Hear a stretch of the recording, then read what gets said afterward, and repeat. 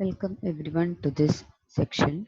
Today we will be discussing Module 4 of EC 464 Low Power VLSI Design. In the design and testing of low voltage CMOS circuits, we know that power dissipation, area and delay are the three main factors. So from the previous modules, we have understood that static power is proportional to supply voltage, dynamic power is proportional to the square of supply voltage, delay is inversely proportional to supply voltage. Thus, by lowering the supply voltage, we can reduce the power dissipation in CMOS circuits. Right. Circuit design style plays an important role in determining the performance, power dissipation, and supply voltage scalability. So, circuit designs generally they are classified into clocked circuit families and non-clocked logic circuit families. So, clocked means the circuit will be having a clock. Non-clocked means we do not apply a clock to the circuit. And in clocked logic families, they're classified into three types. They are dynamic, domino, and differential current switch logic. Clock designs are generally faster, but they consume more power. It is a designer who chooses a style of design based on the circuit speed, circuit size, power dissipation, wiring complexity, etc. etc. So, in this section, we will be discussing dynamic logic family and domino logic family. So, moving on, dynamic logic family has two phases, recharge phase and evaluation phase. It is generally a non-ratioed logic. In the pre-charge phase, the clock is low. In the evaluation phase, the clock is high. Okay, and the number of transistors in case for complex gate, I'm not talking about smaller gates. When we design complex gate, in case of dynamic logic, the total number of transistors required will be n plus 2, where n is the number of inputs. But in case of normal CMOS or in the static CMOS, number of transistors required will be 2n. So we can see that when we design in case of a dynamic logic, the number of transistors are decreasing. Right. So next we'll move into the working of dynamic gates. So the dynamic gate, here I've taken an example of inverter. So consider a normal inverter where you have the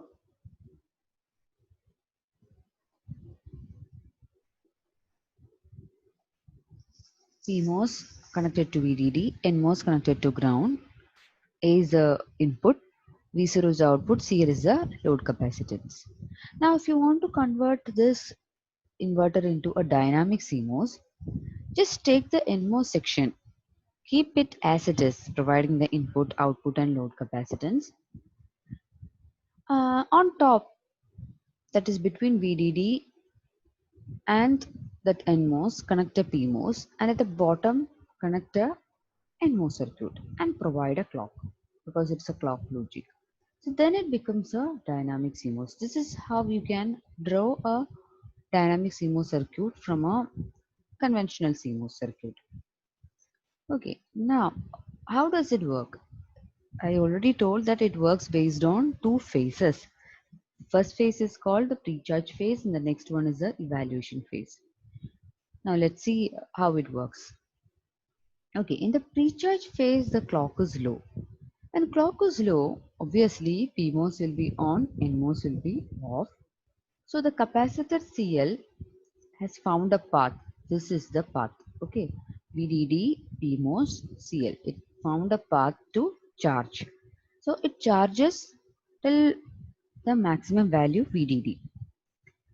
That means output will be always at VDD regardless of the input. We are not applying, if we apply an input or if we do not apply an input, capacitor at this recharge phase will be trying to charge from VDD because the PMOS is on and NMOS is off, and output will be always high at VDD. Right. The next phase is evaluation phase, where we are providing the clock and we are actually evaluating the inputs given to the NMOS circuitry. Okay, so assume that the transistor, let's name the transistor as T, let A be the input provided. Now, in the pre-charge phase, the capacitor is already charged. Now, in the evaluation phase, this capacitor is trying to look for a path through which it can discharge. Right. So when the clock is high, PMOS is off and NMOS is on. Now, based on the input, the transistor T can be on or off, and based on that, the output can vary. So suppose the input you're providing is 1, A1 means high. So the transistor T is on. The capacitor has found the path to discharge. So this is the path it can discharge. When it discharges, the output will be 0. So when A is 1, V0 will be 0. Now in the next case, when A is 0, transistor T is off. So the capacitor cannot discharge. In that case, the capacitor retains the charge and output will be 1. So when A is 0, V0 is 1. And A is 1, V0 is 0. So this is how it works. In the pre-charge phase, the clock is low. Always the output will be high. And when the clock is high, based on the input, the output can vary. So this is the truth table for the evaluation phase. Now, what happens when we cascade a dynamic circuit? So that is what's shown in this diagram. So you have a dynamic CMOS circuitry and the output is connected as input to the next dynamic circuitry. The clock provided is same and at the same time. Okay, so let's see. During the pre-charge phase, output 1 and output 2 will be high. Now, at the starting of evaluation phase, just at the starting where the output 1 makes a transition, what happens is output 2 discharges before output 1 could discharge. That means we are unable to evaluate the output properly. Right, in the pre-charge phase, everything is okay. But when we go to the evaluation phase, the output 2 is getting discharged. Output 2 should remain high, right? And output 1 should discharge. Then only the second stage evaluation should take place. But here, suppose this transistor, we are providing the input 1, output 1 is already high, that means output 2 has already had a path through which it can, and this NMOS MN is already on. So it has already got a path through which it can discharge. So what it will, just at the starting of the evaluation phase, what exactly happens is before output 1 could discharge, output 2 has already found a path and it will discharge. Then it will result in a improper evaluation of the input. So cascading with the help of dynamic CMOS when we apply the same clock is not possible. So we have to look for a betterment in the circuitry.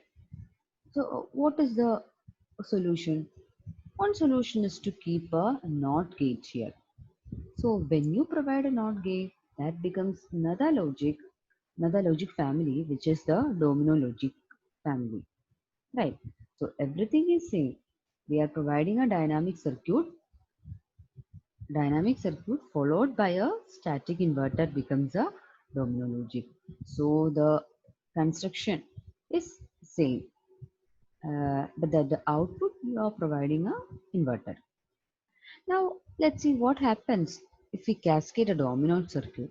When we cascade a domino circuit, suppose this is I'm discussing this with the same circuitry. Consider that this is a domino circuit. At the output, you are having a NOT gate, and second domino circuit output, you are having another NOT gate. So in the pre-charge phase, uh, every output one and output two will be high, but the input, because it is noted, it's inverted. What happens here is that the input will be set to 0, right? Now, when output during the evaluation phase, when output 1 makes a transition, that affects the NOT gate, and then this input gets affected. Then the second stage evaluation takes place, right? So the first stage output, when it changes, then only the second stage evaluation takes place, and when output 2 changes, it affects the next block, right? So this effect just goes on like a ripple, similar to a line of falling dominoes. That is why it is called a domino logic. That is why the name domino came into being. Now, I hope you understood the concept of domino logic and dynamic logic. Now, let's take a simple two input NAND gate. Let the function be y is equal to a plus b whole bar.